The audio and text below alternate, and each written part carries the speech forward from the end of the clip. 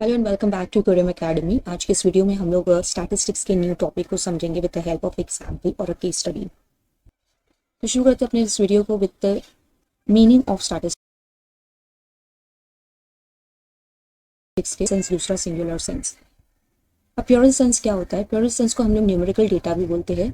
जब आप data collect करते हो, जैसे मान लेते हैं प्रोडक्शन, इनकम, एक्सपेंडिचर, प्राइस, इन सारे का अगर डेटा कलेक्ट कर रहे हो और उसको न्यूमेरिकल फॉर्म में या नंबर्स में बोल सकते हैं, नंबर्स में अगर आप उसको कलेक्ट कर रहे हो तो उसको हम लोग कहते हैं प्योरल सेंस। वहीं अगर सिंगुलर सेंस की बात किया जाए तो स्टैटिस्टिक्स जो है एक स्टैटिस्टिकल मेथड या टेक्निक यूज करता है in order to collect and analyse the data.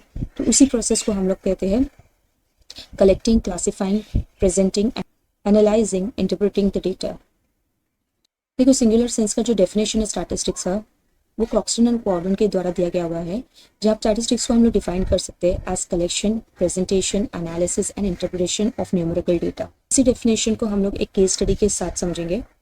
जैसे इमेजिन कीजिए कि अगर आप एक टीचर हो और आपको पता करना है कि जो आपका लास्ट एग्जाम हुआ था उसके अंदर आपके स्टूडेंट्स ने मैथ्स में कितना अच्छा स्कोर किया है। एग्जाम्पल, आपको 30 स्टूडेंट्स का स्कोर कलेक्ट करना है। तो इसके लिए आते हैं सबसे पहले डेटा कलेक्शन के ऊपर। सबसे पहले क्या करोगे आप एक डेटा कलेक्ट करोगे। तो जो डेटा कलेक्शन होता है उसको हम लोग दूसरे वे से इस तरीके से भी बोल सकते हैं कि it is a process of gathering information. मान लेते हैं आपने डेटा कलेक्ट करना शुरू किया और उसका जो रेंज होगा वो 40 से लेके 95 मार्क्स तक के होगा। नेक्स्ट आते हैं डेटा ऑर्गेनाइजेशन के ऊपर। डेटा ऑर्गेनाइजेशन किसको बोलते हैं?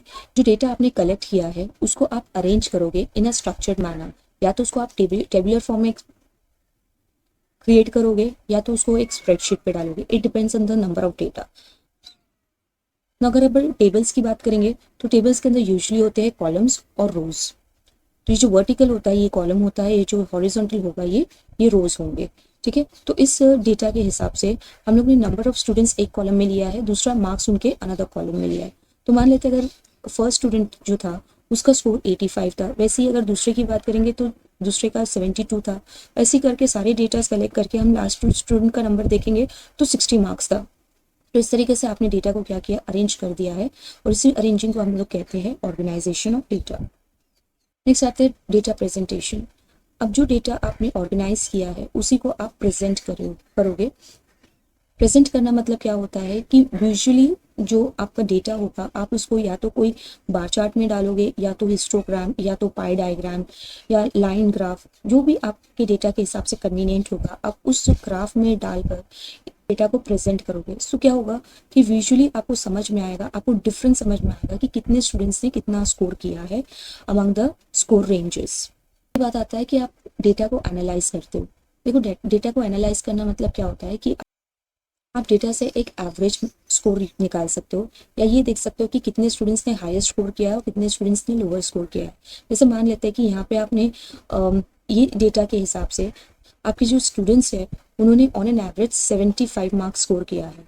जो 95 है वो मान लेते हैं कि 5 स्टूडेंट्स ने 95 स्कोर किया है, वेर एज मोर देन 5 जैसे मान लेते हैं 10 स्टूडेंट्स ने 40 के रेंज में स्कोर किया है। ठीक है, तो आपको ये डिफरेंस देखने को मिल रहा है कि बहुत कम स्टूडेंट्स जो है वो 95 के स्कोर में आए हैं और बहुत ज़्यादा स्टूडेंट्स है जो लोअर स्कोर में आए हैं। तो इसके लिए आपको आगे क्या डिसीजन लेना है ये आपका डेटा एनालिसिस आपको बताएगा। अब आते हैं डेटा इंटरप्रिटेशन पे। ना, डेटा इंटरप्रिटेशन क्या होता है? जहाँ पे आप अपने डेटा को एनालाइज करने के बाद इंटरप्रिटेट करते हो कि ऑन एन एवरेज जो है आपके स्टूडेंट्स जो है वो 75 मार्क्स जो है वो स्कोर किए हैं, ओके है, मॉडरेटली वेल है। वेर एज अगर बहुत कम स्टूडेंट्स ने 95 स्कोर किया है और ज़्यादा स्टूडेंट्स ने 45 किया है, तो इसके लिए अब आपको अपनी टीचिंग मेथड में या टीचिंग स्किल में क्या इंप्रूवमेंट लाने की ज़रूरत है। आप अपने डेटा को इंटरप्रिटेट कर सकते हैं।